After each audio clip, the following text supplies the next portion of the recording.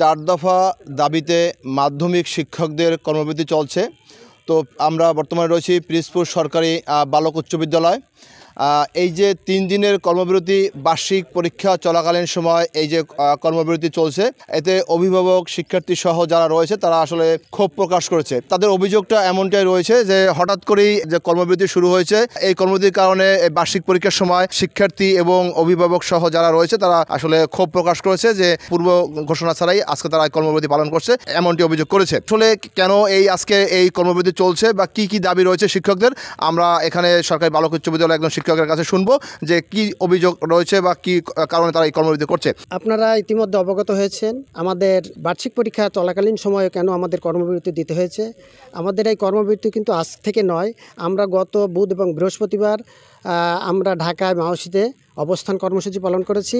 আমাদের 4 দফা দাবির ভিত্তিতে আমাদের প্রথম 4 দফার প্রথম ভিত্তি হচ্ছে আমাদের এন্ট্রি পদ নবম গ্রেড ক্যাডার পদ ধরে আমাদের প্রবেশ করতে হবে।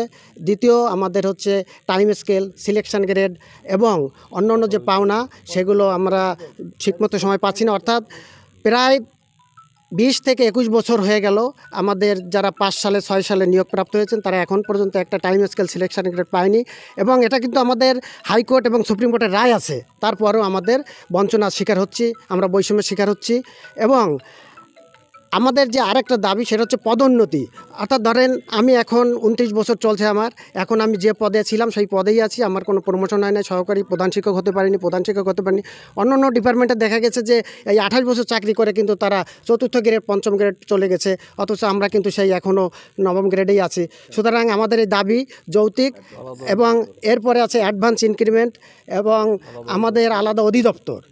আমাদের মাওসি কিন্তু কলেজ নিয়ন্ত্রণ করছে, যার পরিপ্রেক্ষিতে আমাদের এই বঞ্চনার শিকার হচ্ছে, বৈষম্যের শিকার হচ্ছে।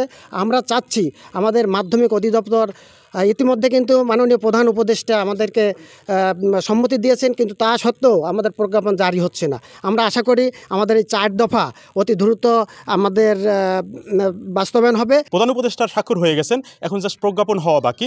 আমরা এটা আলাদা হলে আমরা টোটাল এই মাধ্যমিক শিক্ষাটাকে একটা বৈপ্লবিক পরিবর্তন নিয়ে আসতে পারবো। কারণ যখন এখানে ক্যাডার পোস্টে আমরা আসতে পারবো, তখন এখানে নতুন নতুন মেধাবী শিক্ষকরা নিয়োগ পাবেন। প্রায় 15,000-এর মতো শিক্ষক আমরা আছি, যেখানে মাত্র পদোন্নতিযোগ্য পদ আছে মাত্র 4%, আর বাকিরা কোনো দিন তারা পদোন্নতির মুখ দেখে না। তারা সহকারী শিক্ষক হিসেবেই তারা চাকরি জীবন শেষ করতে হয়, এবং এই জটিলতা নিরসনের জন্যই আমরা এই আন্দোলনে কর্মবিরতিতে যাচ্ছি। শিক্ষকদের পক্ষ থেকে বলা হচ্ছে তাদের এই যে যৌক্তিক দাবিগুলি সরকার আসলে মেনে নেবে, শিক্ষকদের প্রত্যাশা এমনটি। সব মিলিয়ে বলা যায় যে সরকারের পক্ষ থেকে এমনটি একটি উদ্যোগ নেওয়া হবে, যার ফলে শিক্ষার্থীরা পরীক্ষা দিতে পারবে এবং শিক্ষকদের ন্যায্য যে দাবি রয়েছে সেটি পূরণ হবে।